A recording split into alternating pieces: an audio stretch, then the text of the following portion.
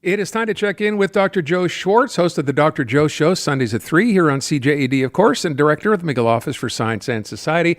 And Joe, every now and then I will send you something and have you comment on it because I read something and I either start to wonder, am I crazy or does this make sense? So today we're dealing with one as I sent you an article, and I'm going to read the headline. It says, "Too much chicken can sneak in extra fat and sugar into your diet.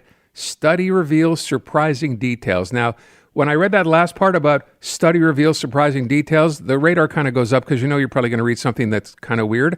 But I sent it to you. What do you think? Well, I looked at the paper, not just that little headline article that you read. It's really quite different, and it really doesn't merit that headline. This is a paper that catalogs where fat is found in our food and how much of it people eat. What they did was a survey, pretty legitimate survey of thousands of people who answered questionnaires. These are what we call the food frequency questionnaires, and you get a list of foods and you have to tick off how many times a week you might eat this particular food. They are notoriously unreliable for several reasons.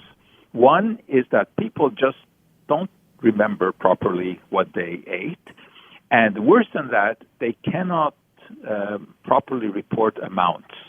When someone is asked, what did the pasta that you ate last night weigh in grams or ounces or whatever, you get answers all over the place. And the other thing is that people tend to report what they think they should have eaten instead of what they ate. And I don't know if I told you this before, but on these food frequency questionnaires, you get more reports of eating broccoli than the amount of broccoli that could be produced in the world. Somehow, that's not surprising somehow. Okay. Yeah. So anyway, they looked at these surveys, and they looked at what people were eating and calculated where the fat comes from. And they looked at what percent of the total fat that we take in a day comes from different foods. So chicken. All right. Well, it turns out that about 2.7% of the total fat that we take is from chicken. We're supposed to have about 10% of our total daily calories from fat, okay? And 2.7% of that comes from chicken, which is not a whole lot. And, burgers are in the same category as the chicken. Nuts and seeds are in the same category. Eggs actually make up more of the fat that we take in. So I think the only reason that they picked out chicken here is because it makes for a tasty headline, because people think that chicken is somehow the ultimate protein, right, because it contains so little fat. Well, it does contain little fat, but people eat a lot of chicken. So that, it's not surprising that a significant amount of our daily fat intake comes from chicken because people eat a lot of chicken, even though chicken per se has a low fat content. Of course, that's the chicken itself. I mean, if you're going to have the barbecue and you eat the skin, I guess that introduces obviously more, right? Yeah, obviously, course. Yeah. But things like pizza, for example, contribute far more fat to our diet than chicken. Also, what I found interesting here in the surveys is they have cheese and pizza separate categories. Now, I don't understand that. How do you not take into account that pizza has cheese in it? So anyway, there are other issues with this paper, but the bottom line is I really would not worry about eating that chicken breast. But you have to put this, Joe, the way you're describing it, it's the same as everything else we ever talk about, right? It's everything in moderation. You can't eat chicken 7 days a week, 52 weeks a year either. That's not probably a good thing either. Right. Okay. But, let's say eating chicken 3 times a week is better than eating hamburger 3 times a week. Exactly. Okay.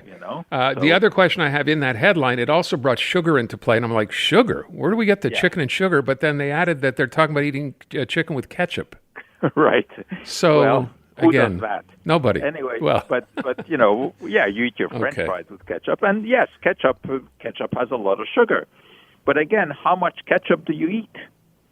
I guess some people will probably say a lot, but yeah, I mean, you take your French fry and you dip a little bit into the ketchup. And Okay. I don't think so that, can I summarize by saying much ado about nothing? absolutely. Okay. Like a lot of this, the food stuff that we see in the headlines. Okay. So beyond that, you had something you wanted to bring up. Yeah, I did. I wanted to talk about snake oil because this is an expression that we use all the time, and unfortunately, I have to use it quite often to many of the questions that I get asked, about dietary supplements, etc. But snake oil has actually an interesting history because way back in the late 1800s, early 1900s, there was a product that was actually sold as snake oil. It was called snake oil. No. And it was supposed to be good for arthritis, bursitis, etc. And the story was that when Chinese workers came over to North America in the late 1800s to build railroads, and there were a lot of Chinese workers, they brought with them this liniment that in China was actually made from the water snake. And it was just fat. I mean, the fact that it was made from the snake really didn't matter. And sometimes when you rub fatty things, on your limbs, it will feel good.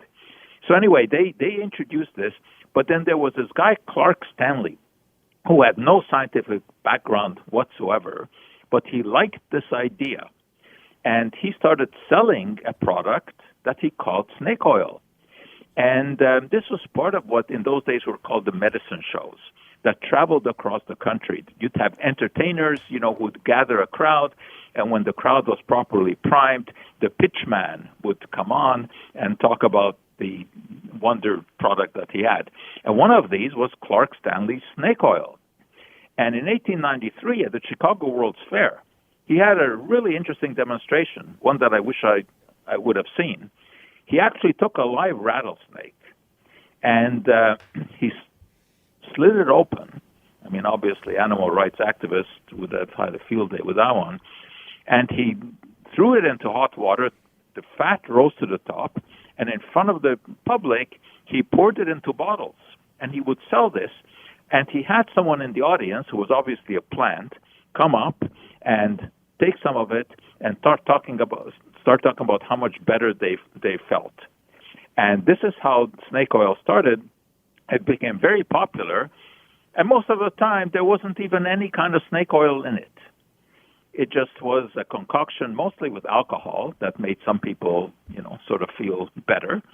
But eventually, it turned out that people realized that this stuff just didn't work, aside from the placebo effect. And that's why today, when we have something that really doesn't have any evidence, we call it snake oil. Mm-hmm. But there was this real product known as Clark Stanley snake oil, which was widely sold in the late 1800s and early 1900s. So there's a little bit of, history, and the terminology has stayed with us, and justifiably so, because they have today, of course, bolstered by all the misinformation on the internet, there's a lot of stuff sold out there which has as much evidence as snake oil did in the late 1800s. So I should point out, Joe, while you were speaking, I went out to, of course, Amazon, and I punched in snake oil. You can buy snake oil. Honest to God, you can buy it. And there's a few different brands. They're anywhere from $16 to $20. Yes, snake oil is for sale on Amazon. What does it say? What does it say it does? Well, I don't know that it says what it does. It says it's a 1 ounce snake oil by a company called Farmark. It's $16. I could have it. I could have it by tomorrow, Joe, if I'm in a rush. All right. And it says it's let me look into that. Yeah, and it's a skin emollient. It's a skin emollient. That's what they're selling it at. Okay. Well, I mean, any kind of fat that you put on the is a skin emollient. Is a skin emollient. And now you know. I better look into that and maybe have it delivered by tomorrow. Dr. Joe Schwarz. Joe, thank you. Thanks, Aaron.